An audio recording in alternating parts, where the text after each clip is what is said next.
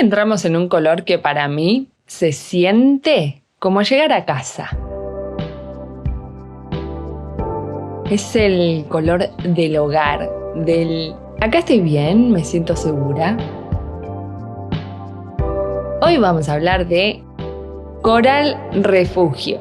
Me voy a poner un poquito teórica, pero no te vayas, seguime. Hay algo fascinante que pasa con los arrecifes de coral, que son como ciudades vivas debajo del agua. Sostienen miles de especies, crean lugares para esconderse, para descansar, para alimentarse y además protegen las costas de las tormentas. Son pequeñas estructuras que frenan las olas grandes. Pequeños cuerpos que contienen vida inmensa. Básicamente, son refugio. Literalmente, refugio. Llevándolo a la vida humana, creo que nos pasa algo parecido. A veces afuera todo se mueve y hay como un ritmo rápido, nos mudamos, cambiamos, perdemos certezas, aparecen miedos o nos sentimos sin apoyo y nace esa necesidad casi física de un hogar. Pero no un hogar de paredes, bueno, puede ser que también, pero hablo de un hogar interno. Un ejemplo claro de refugio que se me viene a la mente es el de mis peques, mis hijos, nuestra cama grande. Siempre es un lugar al que volver cuando necesitan sentirse seguros. No creo que nos pase únicamente a nosotros. Coral refugio aparece cuando hay desarraigo, inseguridad, desconexión, cuando necesitamos un espacio que nos sostenga y nos diga, quédate tranqui, acá puedes bajar las defensas, acá estás a salvo.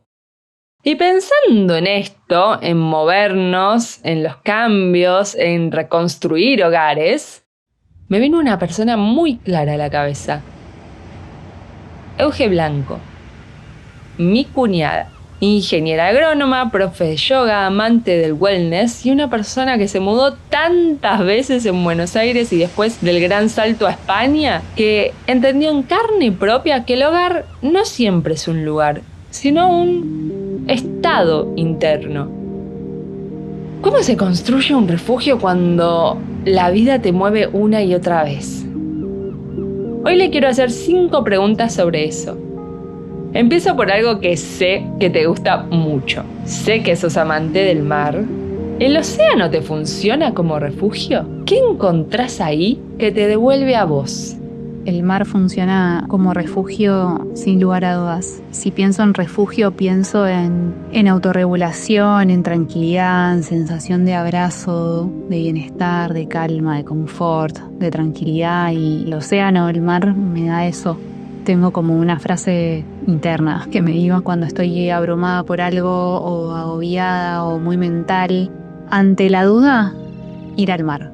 Como en esos días en los que no te encontrás, que medio estás como perro mordiéndose la cola y que decís, ay por Dios, alguien que pare mi mente, bueno.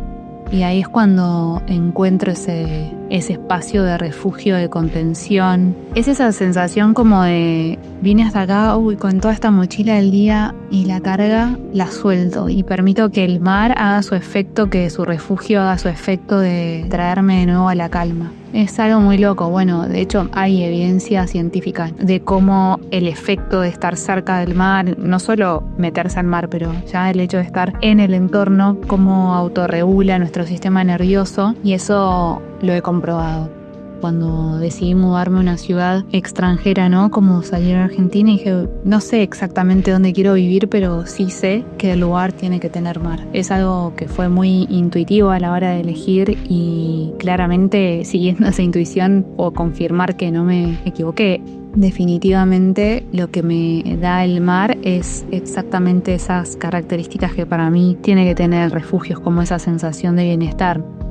Me encantó la frase ante la duda ir al mar. Me pasa también en momentos específicos del año. Te mudaste un montón de veces, acá y en España. ¿Cómo se construye un refugio interno cuando afuera todo se mueve? creo que es claramente un proceso de autoconocimiento, un proceso diario que implica por momentos mucha voluntad y mucha atención en uno mismo, aprender a conocerse y a preguntarse qué es lo que uno necesita para estar en ese estado que anhela de equilibrio, de autorregulación, de bienestar. Así todo, obviamente, el espacio exterior hace también a ese bienestar. Y ahí sí me he mudado muchísimas veces, más de las que me hubiese gustado, y siento que aún no terminó ese proceso. Por darte una idea, en un año pasé por 8 casas distintas. En Barcelona es muy desafiante el tema de hogar. Se suele compartir apenas llegás y en general compartís con gente que no conoces. A mí me tocó compartir con gente random y eso fue hiper desafiante en el proceso de sentirme en un refugio, en un hogar, con esa calidez que para mí representa la necesidad de estar ahí en ese nidito calentito y seguro y amable con uno mismo. Y muchas veces eso para mí representó un desafío enorme. Sigue siéndolo, es una construcción, como te decía, pero sí puedo reconocer que para construir eso internamente, autoconocerme fue clave, sigue siendo clave, y es el registro de esa necesidad básica, que es lo que estoy necesitando hoy para sentirme bien donde esté. Siendo a lo práctico, tiene que ver con cosas muy simples que son muy significativas. No importa cómo sean las características del espacio físico, sí importa cuánto lo pueda personalizar, que tenga como mi impronta, cosas que me gustan. A los lugares donde voy llevo un amuletito que es el prisma ese que atraviesa la luz del sol y proyecta distintos colores. Es mi amuleto. A donde voy hay una ventana y lo pongo. Me gustan mucho las plantas y tiene que haber algo verde en el espacio, conectada con la vida. Me gusta mucho tener como mi espacio de ritualcito de velas, saumerios, aceites esenciales, mi mat de yoga. Pero bueno, son detalles que uno va aprendiendo a conocer y que le permiten hacer hogar en cualquier lugar donde estés. Me encanta esto de autoconocerse tanto que puedas hacer hogar en el lugar en el que estés. Bueno, salto un poquito de tema y me meto en tu mundo yoga. ¿Existe para vos una postura o una respiración del yoga que sea volver al centro? ¿Un refugio corporal al que siempre volvés? Sí, quizás Balasana, que es la postura del niño.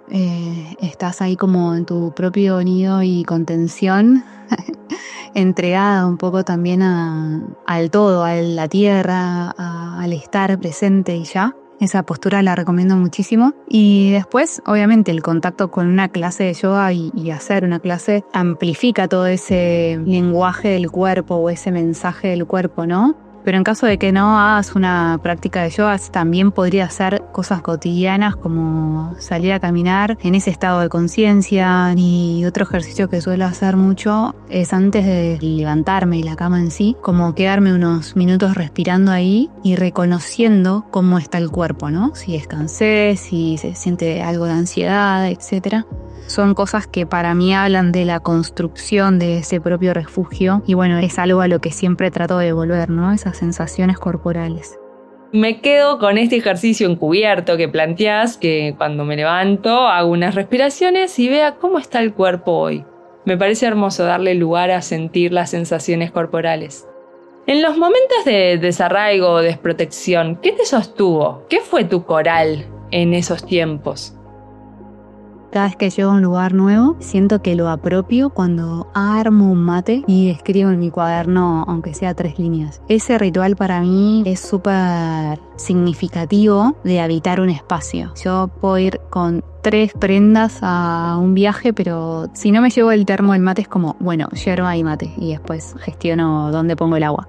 Es hogar, mi coral, podríamos decirlo. Es un vínculo directo con tu lugar de origen y toma tremendamente otra dimensión ese simbolismo de lo argentino y de lo cotidiano sobre todo. Entonces, mi coral es todo eso, es el ancla, es ese detalle que me hace estar presente, que me recuerda quién soy cuando todo lo demás se mueve o es caótico. Puedo estar en cualquier lugar, pasando cualquier cosa, pero si armo un mate y tengo mi cuaderno a mano, estoy en mi lugar seguro. Me hiciste reír con tu mate. Me obligó a preguntarme si yo tengo un objeto coral. Y me di cuenta que es la música. por ende auriculares o parlante. No hay lugar en el que no lleve la música. Y si tuvieras que darle a la gente un tip coral para encontrar su refugio hoy mismo, ¿cuál sería? Lo que yo diría es que te preguntes qué es lo que necesito hoy. Y a veces solo basta con abrir la ventana, que el aire fresco te toque la cara y respirar profundo ahí para sentirte en casa dentro de tu cuerpo. Tiene que ser algo simple, sencillo y cotidiano, un poco. Creo que todas esas cosas son muy personales y la idea es que cada uno encuentre cuál es ese coral que los lleva de vuelta a casa, ¿no? En resumen, creo que es escucharse y preguntarse qué necesito hoy y bueno, salir a experimentarlo. Gracias, Euge. Me encantó escucharte. Me sentí como un gatito ronroneando. Tiene algo hermoso y cálido hablar de refugio, ¿no? Gracias, Dan, por la invitación. Para mí es un placer enorme que me hayas convocado para formar parte de este ciclo de podcast y hablar hoy un poquito de Coral Refugio. Gracias por coparte en responder. Y si te interesó su mundo, la encontrás en @EugeBlancoYoga.